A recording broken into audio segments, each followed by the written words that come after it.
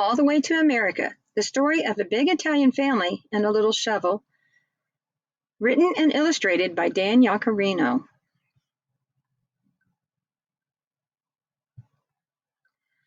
My great-grandfather, Michele Iaccarino, grew up on a farm in Sorrento, Italy. When he was a boy, his father gave him a little shovel so he could help tend the zucchini, tomatoes, and strawberries that his family sold in the village. They worked very hard, but were always very poor.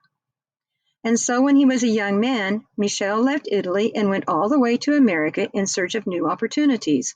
Hard work, his father told him, handing him the little shovel, but remember to enjoy life and never forget your family, his mother said.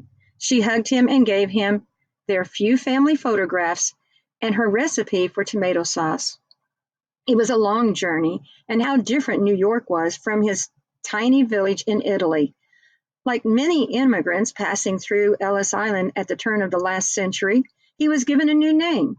Michele Iaccarino was now Michael Yaccarino. He was happy to be in America, but never forgot his family in Sorrento. Friends from home helped each other in this new country. Michael found work in a bakery owned by a man who had also come from Sorrento. Michael polished his little shovel till it shined and used it to measure out flour and sugar. Michael met Adeline, and soon they were married. They found an apartment in a neighborhood called Little Italy, where many other recent immigrants lived as well. They had 5 children and did their best to teach them to work hard, enjoy life, and love their family. Michael started his own business as a pushcart peddler and continued to use the little shovel, this time to measure out dried fruits and nuts.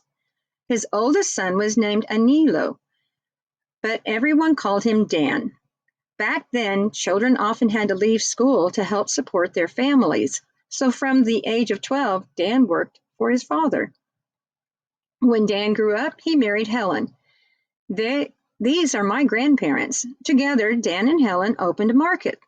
They sold all sorts of wonderful Italian food. Now the little shovel belonged to Dan, and he used it to measure out beans and macaroni and olives. Dan had always dreamed of living in the country, so he and Helen bought a house with a big yard and raised a family there. He loved having everyone over for Sunday dinners. Dan's love of cooking led him to open a restaurant. He made pizza, eggplant parmigiana, and spaghetti, all with his grandmother's tomato sauce, of course. Dan's son Mike would help out in the kitchen after school. By now, the family was so large that celebrations were held at the restaurant. Everyone would come together to talk, laugh, and eat, of course. When Mike was a young man, he married Elaine. These are my parents. Mike opened a barber shop, and he used the little shovel to pour rock salt over the sidewalk whenever it snowed. I grew up in a big house in the suburbs, and not far from my grandparents. We had a garden in the backyard, and I would help my father tend to the tomato plants. Every year, my parents would take my brothers, my sisters, and me to the Feast of San Gennaro in Little Italy. We watched the parade, listened to Italian folk songs, and ate hot zopoli. I love New York City. So when I grew up, I moved back to the city where my great-grandfather Michael had lived.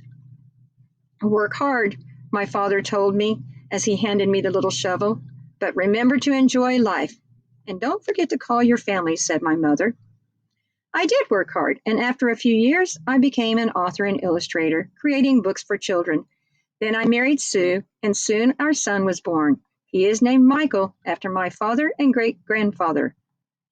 Now I watch Michael and his sister Lucy work on our small terrace, while the very same shovel that their great-great-grandfather brought all the way to America, we grow zucchini, tomatoes, and strawberries. I do my best to teach them to work hard, enjoy life, and love their family.